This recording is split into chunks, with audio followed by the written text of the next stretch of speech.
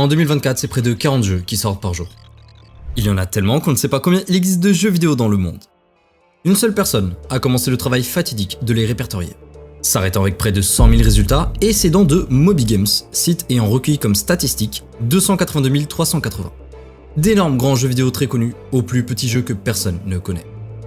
Pourtant, parmi tous ces jeux, il en existe un qui devrait se démarquer du lot. Ce jeu vidéo sans défaut, qui serait parfait en tout point. On l'appellerait le jeu vidéo ultime.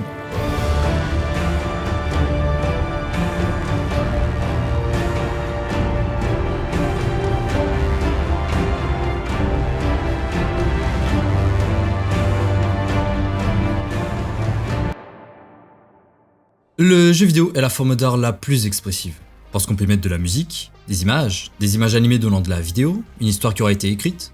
Ça passe avant tout par la vue, l'ouïe et parfois même le toucher à l'instar d'une sculpture. Par exemple avec une manette de PS5 et les retours haptiques. Pour ceux qui n'ont jamais pris en main cette manette, elle n'utilise pas de moteur à vibration comme toutes les manettes classiques, mais plutôt des actionneurs à bobine vocale, exactement comme ton enceinte JBL. Ces actionneurs peuvent produire des mouvements beaucoup plus précis et variés que les moteurs à vibration normaux. Avec ça, la manette peut simuler une grande variété de sensations tactiles, comme la texture de différentes surfaces telles que le sable, la neige, l'herbe, ou les impacts d'action dans le jeu, que ce soit les explosions mais aussi les tirs. Aussi, la DualSense dispose de gâchettes dont la résistance peut varier. Par exemple, elles peuvent devenir plus dures à presser pour simuler la tension d'un arc ou offrir différents niveaux de résistance pour des armes différentes. J'ai testé la manette à la sortie de Spider-Man 2 sur PS5 et j'ai vraiment été bluffé des sensations. Parce que désormais, le jeu vidéo, en plus d'être visuel et auditif, devient une interaction physique. Maintenant, qu'est-ce que la définition d'ultime ? Comment définir véritablement une œuvre d'art, quelle qu'elle soit, d'ultime ?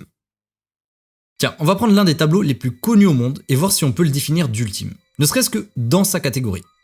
La Joconde. D'un premier abord, elle n'a rien d'exceptionnel pour un tableau de la Renaissance. Et l'histoire est remplie de beaux tableaux. Alors il doit y avoir autre chose.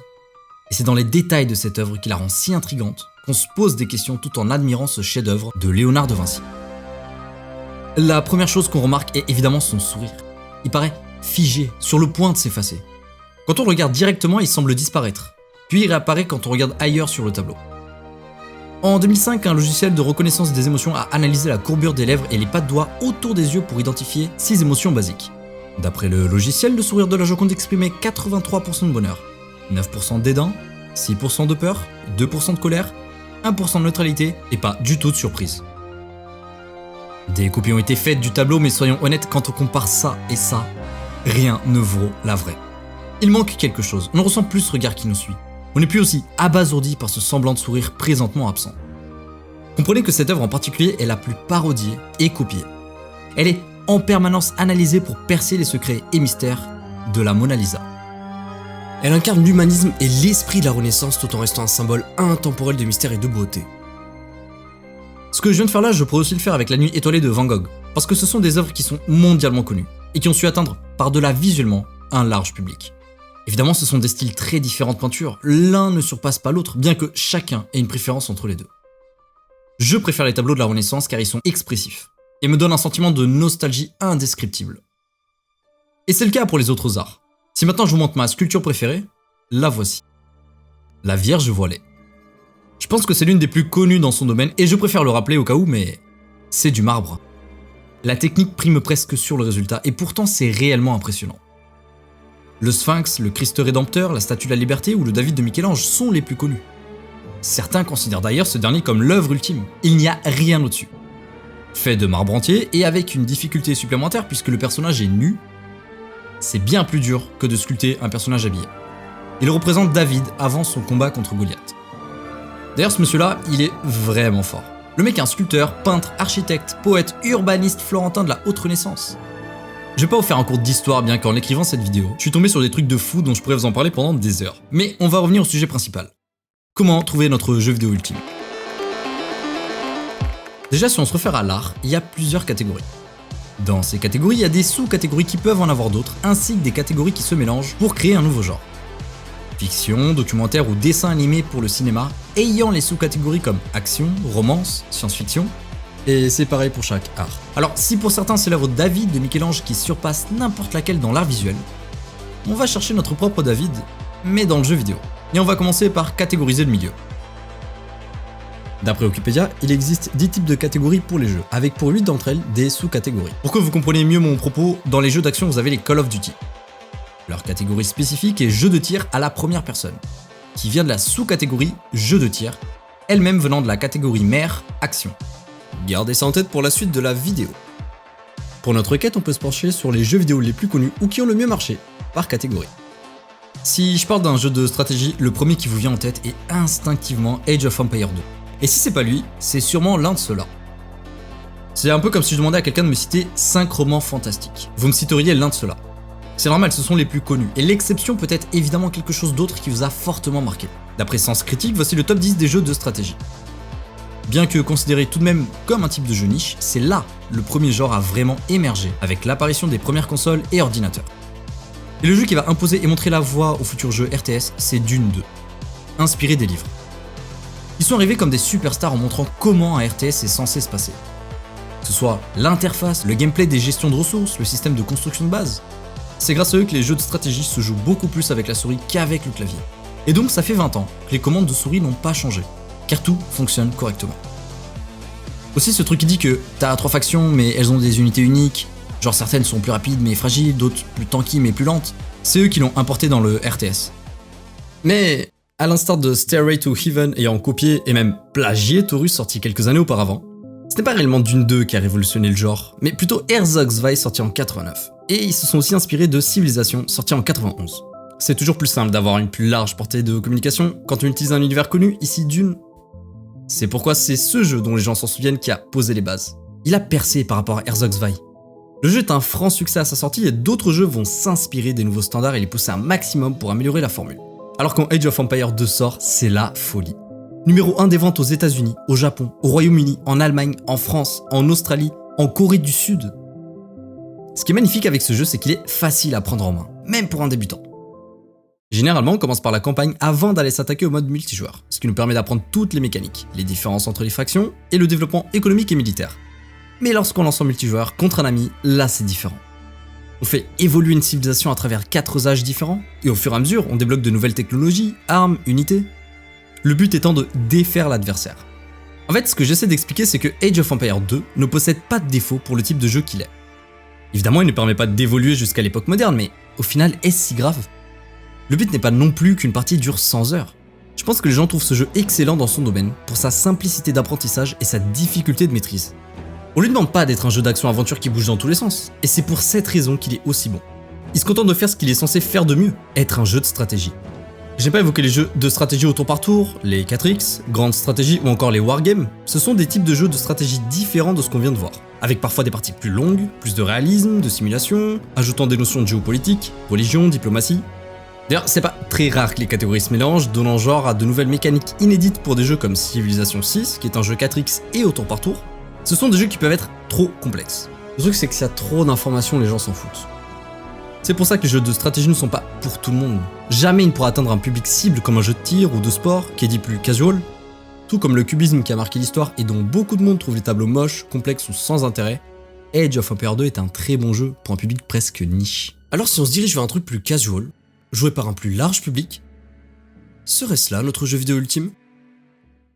Dans la catégorie, je n'ai jamais acheté de jeu de cette licence, mais j'ai déjà pu jouer plusieurs fois chez un ami, les FIFA, les Call of Duty, même les GTA, mais on en parlera plus tard de cela. J'ai pas envie de faire une redite de ma vidéo sur le jeu le plus attendu de tous les temps. Je pense avoir joué à peu près tous les FIFA, alors que le seul FIFA que j'ai acheté est celui de 2013, sur Xbox. Parce que ma mère m'avait dit que j'avais le droit de prendre un jeu à Micromania et je savais pas du tout quoi prendre. Mais j'ai joué constamment chez des potes lorsqu'on se faisait des petites soirées gaming, histoire de pouvoir tous jouer ensemble et pas uniquement une personne qui joue et les autres qui regardent. On se faisait des petits matchs entre nous en mode local. Et il y a aussi un mode en ligne avec de l'e-sport qui a l'air vraiment cool. Et là vous allez me dire, oui mais pas tout le monde aime le foot ou le sport. Et je peux comprendre. Il y a certains sports que je n'aime pas non plus et la dernière chose dont je voudrais faire serait d'y jouer en jeu vidéo. Depuis peu, dans les jeux FIFA, notamment FIFA 23, il existe un mode de management. On est le manager d'un club. On parle de différents aspects comme la gestion de l'effectif, les recrutements et transferts, le développement individuel mais aussi les stratégies et tactiques du groupe. Même si on parle de foot, ce que je viens de dire peut s'adresser à une entreprise ou une classe d'école, parce que ces postes-là sont tout aussi importants que les joueurs qui composent les équipes. Et l'une des forces du jeu est d'avoir les droits des vraies ligues, clubs, joueurs et même joueuses depuis le dernier opus. Le problème avec la licence, c'est que premièrement, un nouveau FIFA sort chaque année et on a ce sentiment d'avoir le vieux jeu FIFA auquel plus personne ne joue. Et en plus, au fur et à mesure, si vous voulez continuer à jouer au mode en ligne, il va falloir prendre les derniers FIFA. Si je devais comparer FIFA à une œuvre d'art, ce serait la série des toiles de Claude Monet des cathédrales de Rouen. Chaque version est une variation sur le même thème, avec des subtiles différences qui enrichissent l'ensemble, sans réellement révolutionner la formule. FIFA en tant que licence a été révolutionnaire, mais en apportant des nouveautés par-ci par-là et non via un seul jeu. J'ai décidé de poser la question sur mon Instagram en story, à savoir si la série sur les cathédrales de Rouen est unique sur son ensemble ou si chaque pièce l'était indépendamment les unes des autres. Et voici la réponse que j'ai obtenue. Ça ne veut pas dire qu'un camp a raison et l'autre non, mais on voit ici que les points de vue divergent, et nous, on veut du concret. On parlait de Call of Duty tout à l'heure. On pourrait penser qu'ils sont du même calibre que les FIFA, bien que la catégorie soit totalement différente. Mais vous oubliez quelque chose d'important chez Call of. Alors on va faire un petit détour et parler des jeux d'action, précisément les jeux de tir à la première personne.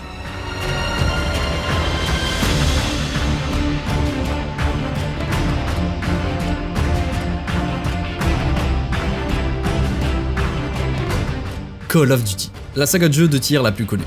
En fait, c'est simplement la 5e saga de jeux vidéo la plus vendue de tous les temps, devant FIFA et derrière les GTA.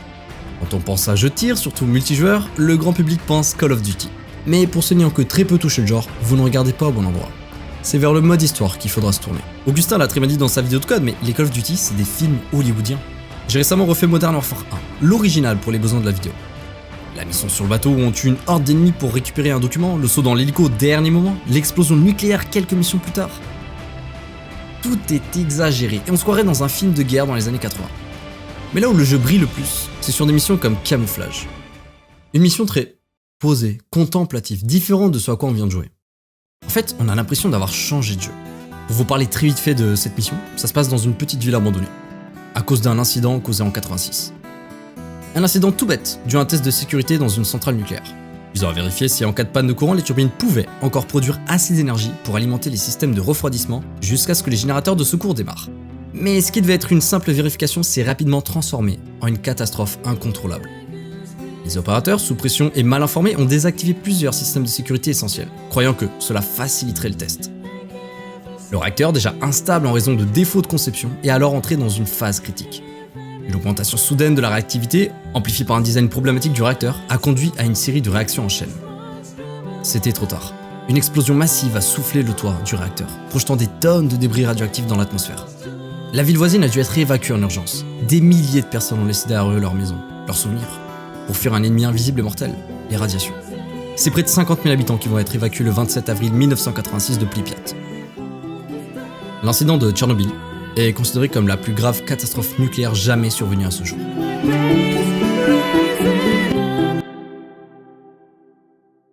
Durant cette mission, on va jouer le lieutenant Price, habitué de la série Call of Duty. On est en 96 et avec le capitaine Macmillan, on doit se rendre à Pripyat pour assassiner un opposant se procurant du matériel nucléaire sur place. On a le choix entre se faire discret, éviter les patrouilles ennemies et avancer prudemment vers notre objectif, ou alors les tuer un à un pour arriver à nos fins.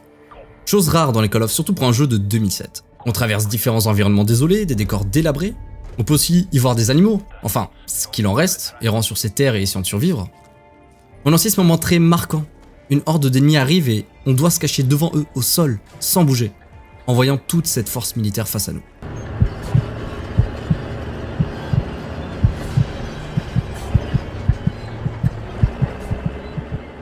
C'est vraiment angoissant lorsqu'on y joue. On a peur de se faire repérer et que tout se termine maintenant.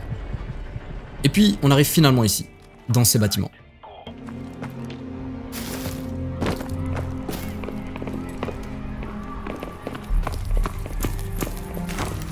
Forward area clear.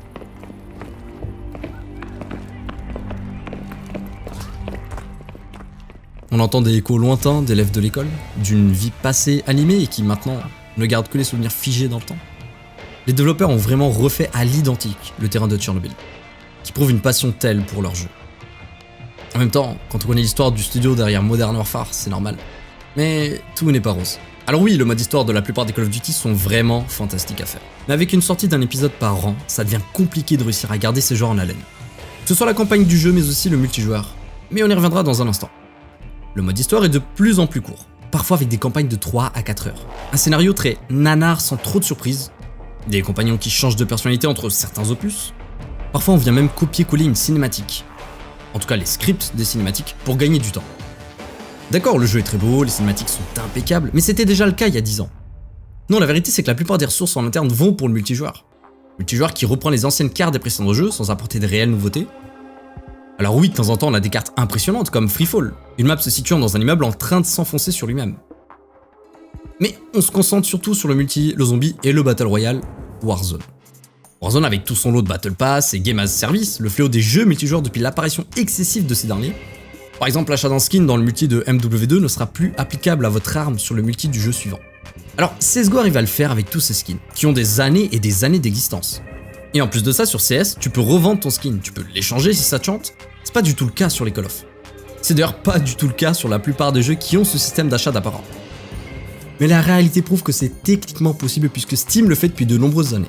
Des pratiques douteuses depuis presque toujours avec la plus grande série de FPS au monde qui viennent amocher cette aura autour de la licence. On est là chaque année face à un Call of Duty à se dire « c'est dommage ». Et donc, on est là, la veille d'un Black Ops 6 qui fait déjà polémique parce qu'on pourra jouer une mission se déroulant le 11 septembre.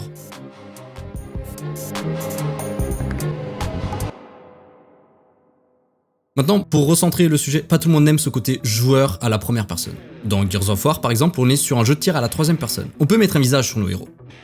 Mais encore une fois, si tu n'aimes pas tirer sur tout ce qui bouge, ou si ça va trop vite, on va devoir oublier Halo, Doom, Crysis, Destiny, Battlefield et tous ces FPS qui ont su marquer l'histoire du jeu vidéo. A savoir que le jeu de tir est le type de jeu le plus joué par les joueurs avec un taux de 52%. Un joueur sur deux joue à des FPS. Il faut peut-être se diriger vers quelque chose de plus ouvert, peut-être un univers plus fantastique à l'instar des romans qui ont le mieux marché. Souvent quand je parle de jeux vidéo avec des amis ou même des gens sur internet, il y a une catégorie qui revient sans cesse. Les jeux de rôle ou RPG, qui possèdent plusieurs sous-catégories que voici. Mais on va rester large et se concentrer sur les plus gros RPG qui sont sortis. On peut parler de la tournure qu'a pris Assassin's Creed pour le genre au bord de la faillite et qui, depuis Origins, a eu un énorme regain de popularité. Assassin's Creed Shadow, qui sort dans pas longtemps, sera normalement du même calibre avec un focus sur l'infiltration. Mais le dernier en date est réellement Valhalla, Mirage étant un petit épisode d'action-aventure et non un jeu de rôle. J'ai par exemple vraiment pas aimé Assassin's Creed Valhalla, pour plein de raisons. La première est que je suis passé de Origins, mon jeu coup de cœur, à Valhalla et j'ai senti un downgrade, une dégradation au niveau de l'histoire, de certains aspects du gameplay, et je n'ai pas aimé tant que ça me déplaçait et me baladait sur la carte. Quand on se promène dans Origins, on ressent la forte chaleur dans l'immensité du désert, et les rares villages ressortent bien du décor, et se contrastent bien mieux que dans Valhalla où les déplacements sont ennuyeux, la map paraît vide de sens. Mais de manière globale, ce sont les types de jeux que je préfère. Ce sont des jeux dits RPG, il en existe plein. Je trouve que c'est le genre de jeu qui me permet de m'échapper de mon quotidien pour vivre une aventure fantastique. Et en même temps, c'est normal, c'est inspiré des jeux de rôle sur table. Tu te mets autour d'une table avec tes potes, tu crées ton personnage en fonction des règles définies, et ensuite c'est libre cours à ton imagination pour raconter et faire vivre l'histoire. La liberté est totale. Évidemment, quand tu fais ça en jeu vidéo, tu es déjà imposé par une histoire, par des règles, par des décors que les développeurs ont voulu instaurer pour ne pas que ça parte dans tous les sens. Le premier jeu qui me vient en tête est le très célèbre Skyrim. C'était mon premier RPG. Ce jeu m'a beaucoup marqué malgré le fait que j'étais jeune à l'époque. Je ne l'avais pas fini à l'époque, j'avais dû lâcher 10 heures à tout casser. Mais je l'ai recommencé et fini des années plus tard, et quelle claque! Alors on est régi par les règles et l'univers de The Elder Scrolls, mais c'est un univers très vaste et plaisant à évoluer. Un peu trop vaste d'ailleurs, avec son premier épisode et sa carte qu'on ne présente plus d'environ 8 à 12 millions de kilomètres. Voici une carte de l'Europe à l'échelle 1 sur 1 face à la carte d'un jeu vidéo qui tient sur un CD-ROM. Bien, il faut que je vous parle un peu de Skyrim, car il a été tout de même révolutionnaire bien qu'incohérent par moments, mais on y reviendra. On commence dans une calèche avec 3 autres prisonniers. On est obligé d'écouter les dialogues, on ne peut pas passer la scène. On comprend qu'on est sur le point de se faire exécuter aux côtés d'un voleur terrifié de mourir, Ralof qui est un membre de Sombrage et qui a l'air au courant de la situation actuelle de Skyrim, et finalement Ulfric Sombrage, chef des Sombrages et personnage clé dans la guerre civile de Skyrim. Après ça on arrive dans le village d'Elgen et c'est là que les soldats impériaux vérifient la liste des prisonniers. Et nous sommes invités à créer notre héros. C'est la première fois que je voyais une façon aussi intelligente de création de personnage. Dans la plupart des jeux, on te demande de créer ton personnage en premier et ensuite la cinématique démarre. Cette façon de faire a été inspirante pour beaucoup d'autres jeux par la suite, qui vont carrément recopier la méthode. L'apparition d'un dragon met la ville en panique et c'est à ce moment que notre premier choix, autre que la création de personnage, sera déterminant. Partir avec l'Empire qui a essayé de vous couper la tête ou partir avec les Sombrages qui étaient avec vous dans la calèche.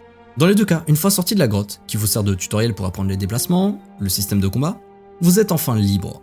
Et à partir de maintenant, vous faites ce que vous voulez. Oh le lapin!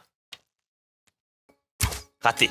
Oh la vache, la chasse au lapin. Bob Lennon, ça y est, moi qui suis là, ouais, il faut que je fasse la trame principale, il faut que je bosse un petit peu, c'est-à-dire il faut qu'on fasse ça... Oh putain, le daim! Oh le daim! Et c'est de cette manière qu'on se perd dans Skyrim. Vous n'êtes pas obligé d'écouter votre ancien camarade vous demandant d'aller à Rivebois. Et si vous prenez le chemin pour y aller, vous allez tomber sur quelque chose en chemin qui va détourner votre attention. C'est très facile de jouer 150 heures à Skyrim et de ne pas avoir fini le jeu. Les quêtes sont pour la plupart très bien foutues, surtout pour un jeu de 2011, mais on se rend vite compte que beaucoup de quêtes sont parfois incohérentes ou chiantes. Comme les quêtes de livraison chronopost pour aller livrer des babioles à des PNJ dans la ville comme s'ils ne pouvaient pas le faire eux-mêmes. Aussi, l'un des problèmes du jeu est que, comme Link's the Sun l'a souligné dans sa vidéo, tu gravis les échelons à une vitesse folle qu'à la fin, Je vous présente mon personnage, enfant de dragon, tueur d'Alduin, champion des sombrages, oreille noire auprès de la mer de la nuit, membre de l'ordre mythique des Rossignols, chef de la guilde des voleurs, archimage de l'académie de Fort d'Hiver, héros des compagnons, membre des lames de la garde de l'Aube, champion de Boétia, héros de Malakbel. Est-ce que vous commencez à comprendre où je veux en venir? D'ailleurs, Skyrim, tu peux y jouer comme tu veux. Première personne, troisième personne, corps à corps, mage, à distance, tu joues comme t'as envie. Et si c'est pas assez pour toi, tu as la possibilité de modder. C'est le jeu qui possède le plus de mods par sa communauté, donc il y a de quoi faire. Beaucoup de jeux vont s'inspirer de Skyrim. Un pari réussi pour Kingdom Come Deliverance, un RPG sans magie qui se veut réaliste en tout point. Et ça se passe au 15e siècle, au royaume de Bohême. Et tout ce que vous connaissez de l'époque médiévale via les jeux vidéo, vous pouvez l'oublier. Vous n'allez pas vous battre contre deux ennemis ou plus à la fois, vous allez mourir. Vous ne vous êtes jamais entraîné à l'épée, ne pensez même pas à la dégainer parce que vous allez vous faire tuer. Vous êtes attendu pour aller à la chasse à l'aube. Si vous allez faire autre chose et que vous revenez à midi, le lendemain, ou même quelques jours plus tard, c'est fini. Vous n'avez pas respecté ce qu'on vous a demandé. C'est un jeu très primitif et il nous montre la réalité de cette époque. Vous n'êtes pas un héros. Jouez héros et vous allez mourir. Et si vous survivez, votre personnage sera sacrément amoché, avec des coûts supplémentaires en soins et en réparation d'équipements. Le studio derrière ce jeu est un studio tchèque, basé à Prague. Par contre, si on remonte à la frontière de la République tchèque, on tombe sur un pays qui a fait l'un des meilleurs RPG qui existent à ce jour. Et si vous connaissez mal votre géographie, bienvenue en Pologne.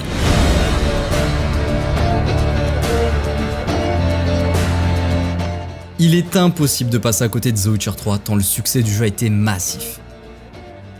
Le studio avait pour ambition de créer un sous-genre dans le RPG, tout comme il existe le JRPG, qui est le RPG japonais. CD Projekt voulait créer le genre RPG européen et le mettre à un pied d'égalité avec le style canado-américain comme Skyrim. Mais évidemment, ça commence très mal pour ce troisième opus. L'épisode sort d'une période de crunch, ils apprennent donc l'idée de faire un monde ouvert, mais finalement c'est la voie que prendra le studio. Et l'un des points d'honneur dans ce jeu est le suivant. Aucun contenu de remplissage, ni aucune quête ennuyeuse. Le but étant que le jeu soit le plus fidèle possible à l'œuvre originale, même dans les contenus annexes et quêtes secondaires. Et oui, The Witcher, avant d'être un jeu vidéo et une série sur Netflix, c'est avant tout un livre, et c'est l'œuvre de Sapkowski. La comparaison entre The Witcher 3 sorti en 2015 et Assassin's Creed Origins sorti en 2017, Odyssey sorti en 2018 ou Valhalla sorti en 2020 est logique. Mais quand on y regarde de plus près, premièrement ces jeux se sont inspirés de The Witcher. C'est flagrant, mais autre chose aussi, c'est que le jeu du studio polonais a fait un travail remarquable sur les cinématiques. Toutes les cinématiques. Ce n'est pas le cas dans Assassin's Creed. Et en fait, en faisant mes recherches pour la vidéo, j'ai été surpris de voir que la majorité des personnes qui posaient la question sur internet entre les deux jeux préféraient quasiment systématiquement Assassin's Creed pour sa simplicité. D'autres vont carrément dire que les deux jeux ne sont pas au niveau de Horizon Zero Dawn, le RPG de Sony sorti en 2018. Bon, The Witcher 3 méritera sa vidéo prochainement, mais pour recentrer le sujet, je pensais vraiment voir ce jeu comme LE jeu RPG. Skyrim l'a été durant sa sortie et pendant quelques années, et je m'attendais vraiment à voir les gens regarder The Witcher 3 comme a été Le Parrain, adapté du livre du même nom au cinéma. Mais dans ce cas, il reste 3 possibilités. Zelda Breath of the Wild ? Non. 2 possibilités. La première est qu'en fait, le studio polonais a sorti en 2020 un jeu qui, je pense pouvoir le qualifier de pire lancement pour un jeu vidéo. Le titre a été repoussé 3 fois, d'énormes problèmes techniques viennent gâcher l'expérience sur console, mais ça encore c'est le moins. Non, le problème est que le studio a menti délibérément plusieurs fois durant leur communication, décevant ainsi les fans. Un studio aussi prestigieux, considéré d'ailleurs comme le rockstar européen, a raté en termes de communication et technique. Il n'y a rien de pire que de décevoir un fan, parce que ce mec qui était là pour le studio, à attendre la sortie du jeu, à en parler à tout le monde de comment le jeu va être incroyable, une fois qu'il est déçu, c'est beaucoup plus compliqué de revenir le chercher. Et le plus fou, c'est qu'ils ont réussi. Une fois les problèmes du jeu réglés, ils ont sorti une version 2.0 de Cyberpunk 2077. Et bordel, ils savent s'y faire en jeu vidéo. Le seul souci, c'est que, comme pour The Witcher 3, on va vite tomber dans le problème de c'est pas assez casual. La différence entre un Deus Ex et Cyberpunk est que le premier est beaucoup plus simple à prendre en main et moins long pour terminer l'histoire principale. Alors, la plupart des joueurs se tourneront vers ça. Maintenant, on parle d'un type de jeu qui n'est pas simple à prendre en main. Et qu'on vient simplifier en enlevant des mécaniques. Ça n'empêche pas d'ailleurs à ces jeux de finir jeu de l'année comme le très célèbre Baldur's Gate 3. And the game of the year is Baldur's Gate 3. Ok, il y a 6 minutes j'ai dit que les RPG sont inspirés des jeux de rôle sur table. Mais par technicité, ces univers en jeux vidéo sont beaucoup plus limités. Baldur's Gate 3 n'a pas voulu connaître cette règle et ils se sont dit, Si le joueur y pense, même si c'est bête, il faut que ce soit possible.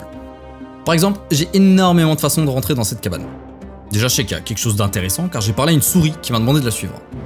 Avec mon druide, j'ai la capacité de parler aux animaux. Bon, devant cette cabane, je peux trouver la clé pour passer par la porte. Je peux la crocheter. Le jet n'est pas très élevé, donc c'est assez facile de rentrer. Je peux aussi sauter sur le toit pour passer derrière. Si le saut n'est pas possible, je peux empiler des boîtes les unes sur les autres, me mettre dessus et ensuite sauter sur le toit. Je peux faire quoi? Je peux carrément faire le tour en passant derrière la prison de la gobeline qui est juste là.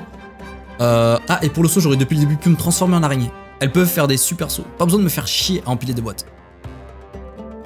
Baldur est un jeu incroyablement bien fini, avec 17 000 fins différentes, et de vrais arbres de décision qui peuvent avoir un impact sur tout et n'importe quoi.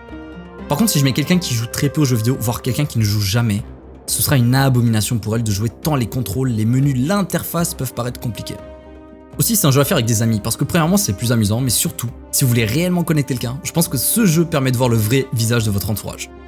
Ouais, bonjour, j'ai rien fait, Non, mais je vois pas de quoi vous voulez parler. Moi aussi. Alors, est-ce que je peux vous rêver? Je ne vais pas en parler plus longtemps pour l'instant, mais je vais préparer une vidéo pour parler de Baldur's Gate 3 en détail. En résumé, les RPG se rapprochent d'un style de jeu qui est beaucoup plus accessible, et qui pourrait nous rapprocher du jeu vidéo ultime. Parce qu'un RPG, très souvent, atteint la centaine d'heures pour pouvoir le terminer, alors que la prochaine catégorie, en moyenne, beaucoup moins. Et cette catégorie est un mélange de deux catégories importantes, les jeux d'action et les jeux d'aventure. Un jeu d'action est principalement basé sur la compétition. On a l'exemple avec les Call of Duty, mais on peut englober les jeux de combat, les shoot'em up et évidemment les jeux de tir. C'est la catégorie la plus représentée dans le gaming. En même temps, tu peux rajouter aussi les jeux casse-briques, les Tetris en gros, les jeux de labyrinthe, plateforme, jeux de course, les jeux de sport. Donc FIFA est aussi considéré comme un jeu d'action. Le gameplay d'un jeu d'action doit être basé sur des interactions en temps réel qui font appel à l'habilité et aux réflexes du joueur. En gros, on s'en fout pas mal de l'histoire et de la narration. C'est pour ça que tu peux mettre à peu près tout et n'importe quoi dans cette catégorie. Genre ça, un simple clicker gratuit qui permet de générer de l'argent sur Steam. Le but, cliquer sur la banane, gagner des skins, les échanger ou les vendre. Aucune blague, c'est devenu en 2 mois l'un des jeux les plus joués sur Steam. Il y a ça aussi. C'est un petit écureuil trop mignon, et puis il doit attraper les glands dorés pour les manger, mais les méchants humains veulent l'en empêcher. Alors l'écureuil commence à flinguer tout le monde. Ok, mais alors un jeu d'aventure c'est quoi exactement? C'est en fait l'inverse d'un jeu d'action. Je rigole pas, hein. C'est vraiment un jeu basé principalement sur la narration. C'est des jeux comme Escape from Monkey Island, mais aussi des jeux comme ceux des Telltale Games, celui de The Walking Dead ayant le plus fait connaître le studio qui s'est spécialisé sur ce type de jeu. Vous avez aussi les visual novels, avec la plupart du temps un scénario basé sur un diagramme comme celui-ci. Le but de mélanger ces deux catégories très contradictoires est d'avoir quelque chose de plus équilibré entre l'exploration, l'histoire et les éléments d'action en temps réel. Ça peut paraître flou, et ça l'est, parce que la nature hybride de cette catégorie chevauche tous les précédents genres. Et en faisant mes recherches, j'ai très vite compris que les gens confondent facilement RPG et jeux d'action-aventure. A votre avis, Watch Dogs c'est un RPG ou un action-aventure? C'est un action-aventure, mélangé au genre infiltration. La Terre du Milieu, que ce soit l'ombre du Mordor ou l'ombre de la guerre. Action-aventure aussi, pourtant on est tenté de dire RPG. Ok, un dernier, Assassin's Creed Odyssey. C'est un action-aventure et RPG. C'est assez compliqué de comprendre la nuance avec tous ces genres, et on peut s'y perdre facilement. Mais retenez que dans un RPG, il y a une évolution du personnage qu'on joue. L'exploration d'un monde ouvert est fortement récompensée par de l'expérience et de l'équipement pour le personnage. Bon, maintenant qu'on sait faire la différence entre les deux genres, il y a encore un truc drôle, parce que si tu prends un jeu d'action-aventure et RPG, mais que t'enlèves aventure, ça donne quoi?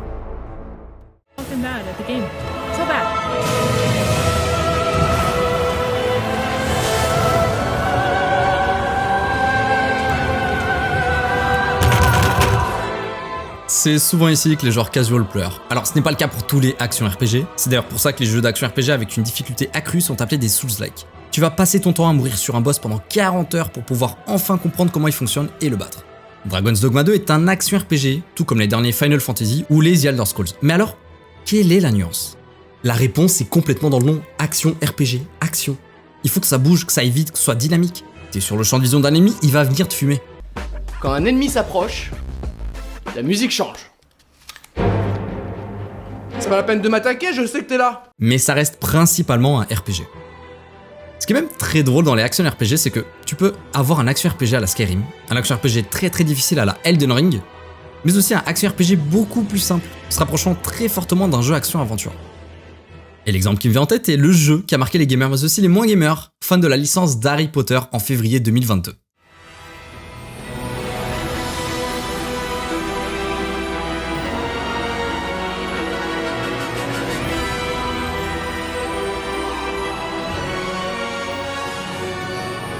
Oui, c'est un action RPG, à la différence des autres parce qu'il est ciblé pour un grand public.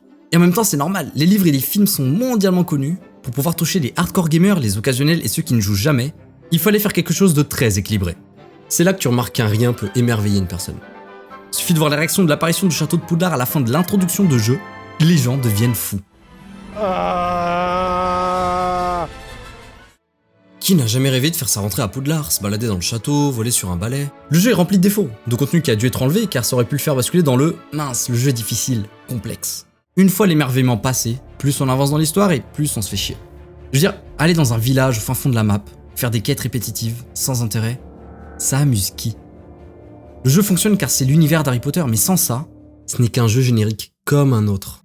Bon, on va revenir aux jeux d'action-aventure.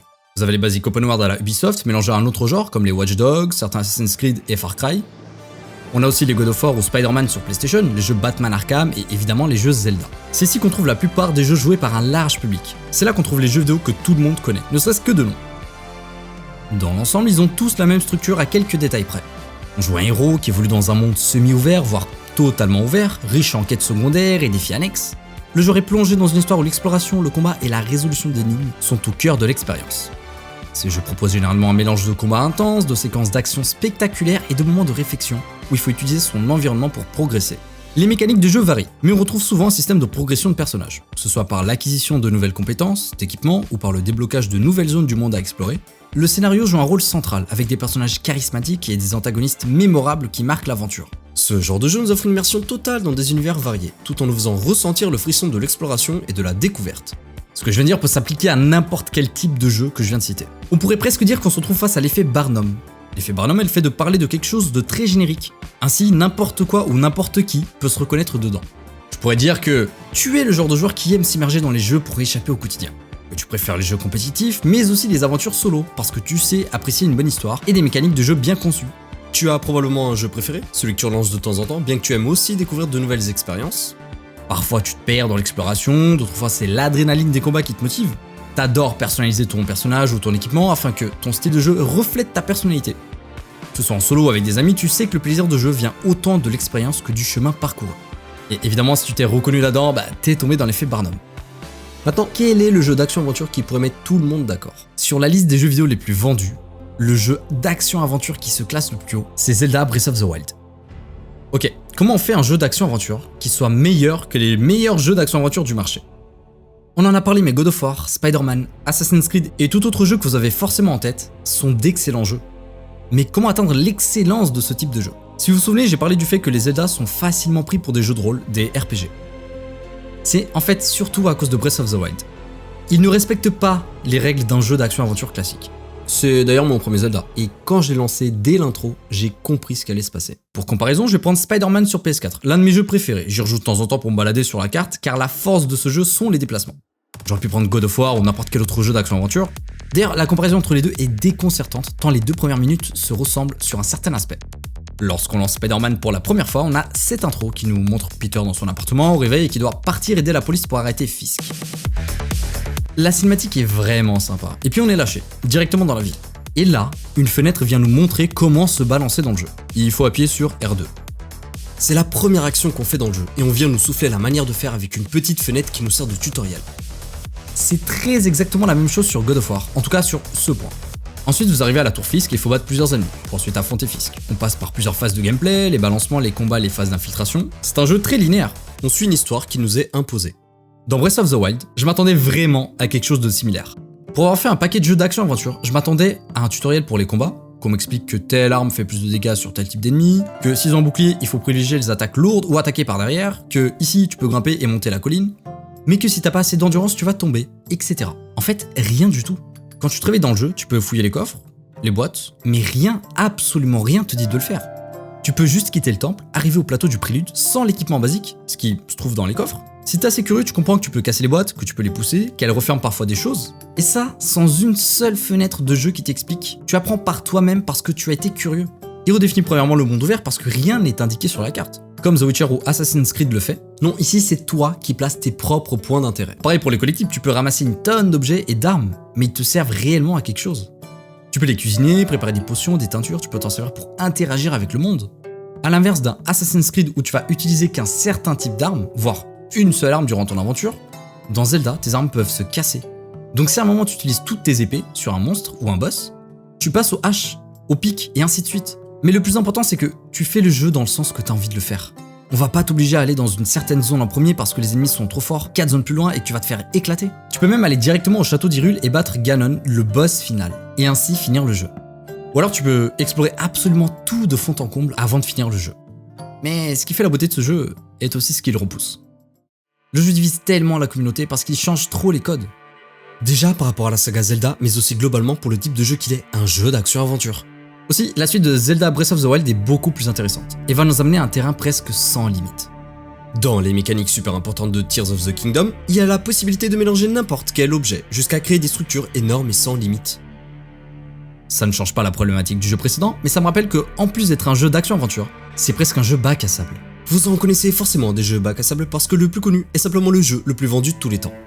Vous savez les possibilités de création avec ce type de jeu? Quand vous prenez un set de Lego et que vous le donnez à un enfant, il va s'amuser à le construire, mais ensuite, il va faire autre chose avec les pièces. Tu peux t'imaginer ce que tu veux, si pour toi cette brique dorée c'est Dark Vador, alors c'est Dark Vador. Et ça c'est un vaisseau spatial. Le seul problème avec les Lego, c'est qu'à un moment ça coûte cher d'avoir plus de pièces. Dans Minecraft, les possibilités sont infinies parce que vous avez tous les blocs directement disponibles. Et bien sûr, depuis des années que ça existe, vous avez presque tout qui a été fait ou construit. Que ce soit via des mods ou non. Finalement, tu peux créer le jeu que tu veux dans le jeu. Minecraft n'a pas de limite. On peut avoir peur de ce sentiment de ne pas être guidé, d'être totalement lâché face à la nature. Alors oui, il y a une histoire, mais elle est vraiment obsolète. Il faut tuer un dragon. Rien ne te guide réellement à le faire. Et sans tuto, la première fois que tu joues au jeu, je pense que c'est impossible d'y arriver, ne serait-ce qu'à cause des mécaniques de portail et dimensions. Mais ton jeu de tir, tu peux le créer ici. Ton jeu de voiture, tu peux le créer ici. Ton jeu de sport, de plateforme, aventure, RPG, tu peux le faire ici. Ça implique quand même de le créer, de le coder, ou de rejoindre un serveur Minecraft qui aura ces mini-jeux-là. Ce n'est pas donné par le jeu, il faut le créer. C'est presque de l'art conceptuel. Un peu comme ce tableau nommé Ours polaire chassant un lièvre des neiges, un jour de blizzard sur la banquise. Il faut se l'imaginer, sinon ça ne marche pas, et on voit juste un carré blanc.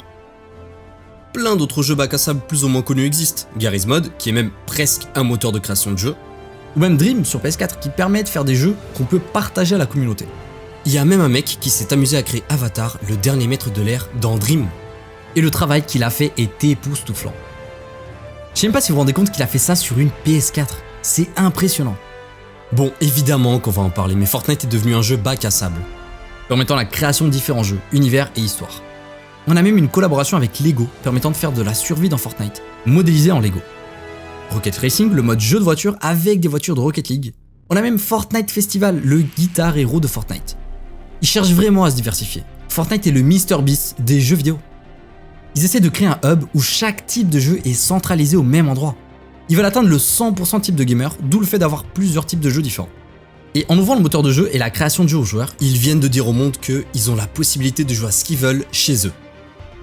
Que ce soit leur jeu officiel, mais aussi des jeux créés par la communauté, et ça, gratuitement. C'est un modèle de jeu présent aussi sur Roblox, mais tout ça vient en réalité de Minecraft. On engage la communauté à créer du contenu pour la communauté, agrandissant donc le public qui va créer des maps pour des nouveaux joueurs et ainsi de suite.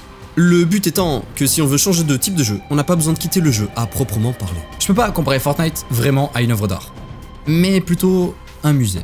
Vous regardez plusieurs œuvres à l'intérieur du musée, vous avez évidemment l'œuvre pour laquelle ce musée est connu, là où tout le monde se regroupe, mais peut-être qu'à côté vous allez avoir une œuvre d'un artiste inconnu, et que vous allez simplement adorer son style, les couleurs, les formes, et donc passer plus de temps à admirer ceci qu'une autre. Est-ce que ça en fait un jeu vidéo ultime?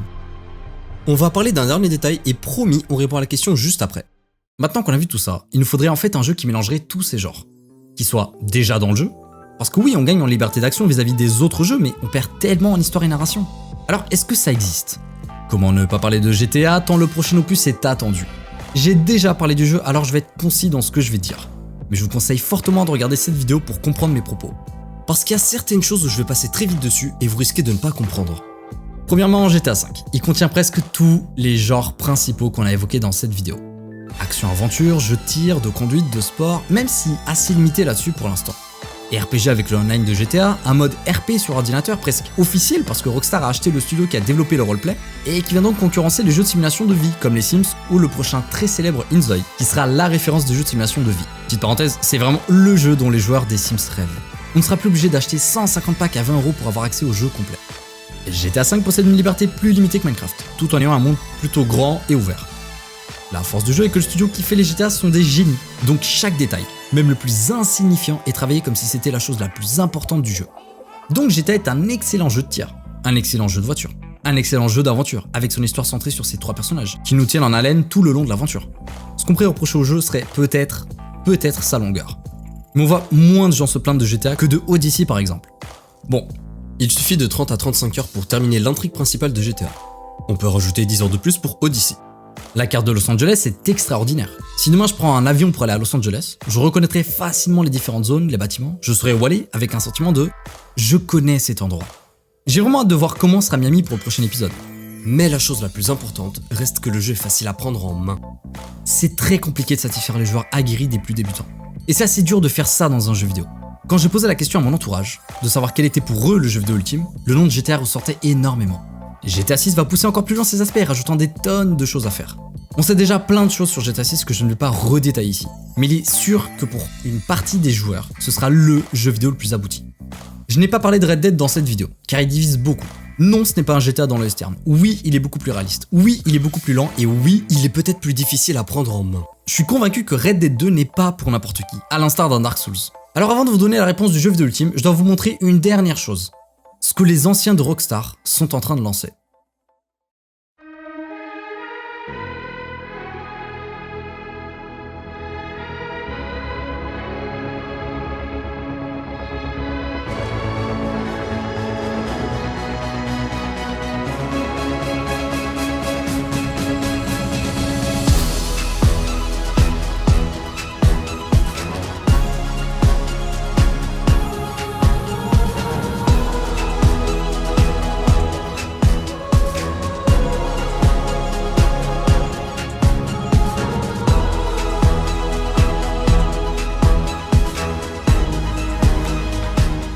Everywhere.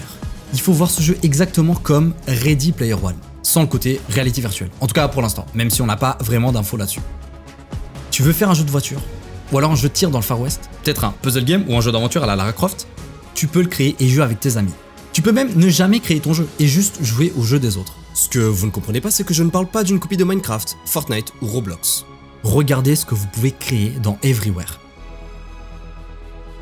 Voilà donc la puissance de Everywhere, la création de milliers de jeux dans n'importe quel style, centralisés au même endroit. On pourrait créer le prochain GTA comme une copie de Tetris, vous faites ce que vous voulez. Ce qui le différencie des autres jeux bac à sable, c'est qu'il n'a pas été imaginé pour que la communauté crée des mini-jeux, mais vraiment des expériences de jeux vidéo. Il n'a pas été pensé pour être uniquement joué, mais pour la création aussi. Pour l'instant, c'est une bêta fermée, mais il est possible de s'inscrire et avoir la chance de pouvoir le tester. Donc pour l'instant, on n'est pas énormément dans les lobbies, mais j'ai espoir qu'avec la bêta ouverte, tout s'accélère et que l'ajout de nouveaux joueurs permettra la création d'assets et de plus de mondes qui seront partagés à tous. Alors est-ce donc ça notre jeu vidéo ultime? Oui et non. En écrivant cette vidéo, j'ai compris une chose très importante. L'art nous touche tous d'une manière si différente, avec des émotions propres à chacun. J'ai posé la question sur Reddit et sur Instagram, à savoir quelle était l'œuvre ultime de chacun, et je n'ai obtenu que des réponses différentes. Le plus fou, c'est que parfois je découvrais des choses que je ne connaissais pas, et qui pouvaient ne me donner aucune émotion comme me toucher particulièrement. Ce qui compte réellement est votre rapport avec cette œuvre, de quelle manière vous la jugez supérieure aux autres. En fonction de votre définition, ça peut être un tableau, comme un film, une musique, mais aussi une architecture, une voiture, un meuble, bref quelque chose qui vous procure un sentiment fort qu'aucune autre œuvre n'arrive à le faire. Donc oui, Everywhere pour certaines personnes est LE jeu vidéo ultime, car pour eux, leur définition de jeu vidéo ultime est possibilité de tout faire sans limite. Pour d'autres, ce sera GTA 6 le jeu vidéo ultime, ou Fortnite, ou Minecraft, ou ce que vous voulez. C'est vous qui choisissez votre jeu vidéo ultime en fonction de votre propre définition. L'art est quelque chose de si complexe qu'une seule définition pour la définir n'existe pas. Pourtant, c'est quelque chose qu'il faut ressentir et non l'expliquer. Si je vous fais écouter la bande sonore de Spider-Man de Sam Raimi, ça pourrait au mieux éveiller un brin de nostalgie en vous, ou au pire ne rien vous faire ressentir, voire même vous agacer. Mais quand moi j'écoute cette musique, j'ai des frissons. Parce qu'elle me touche, parce qu'elle me fait ressentir des choses, parce qu'elle me rappelle des souvenirs aussi. Et c'est exactement pareil pour un jeu. Pour Maxime, c'est peut-être ce jeu son jeu vidéo ultime. J'ai d'abord voulu parler de tous les genres de jeux vidéo qui existent, parler des plus gros titres de chaque genre, mais il y en a beaucoup trop. Il y en a tellement qu'il aurait fallu faire une vidéo de 500 heures et j'exagère même pas. Mais la vérité, c'est qu'au fond de vous, vous savez déjà quel est votre jeu vidéo ultime.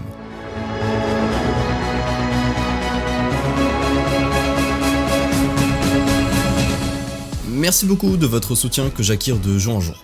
Pour ceux que ça intéresse, j'ai une chaîne secondaire ici qui apparaît à l'écran, et à partir du 30 octobre, je serai en live presque quotidiennement sur Twitch. Ça n'impactera pas la sortie de vidéos qui va de toute façon augmenter. Le meilleur moyen de me soutenir reste de s'abonner aux différents comptes que je vous mets en description. Aucun Tipeee ou moyen de donation participatif n'est prévu. Plein de choses cool vont arriver, alors je vous remercie de me faire confiance. À la prochaine.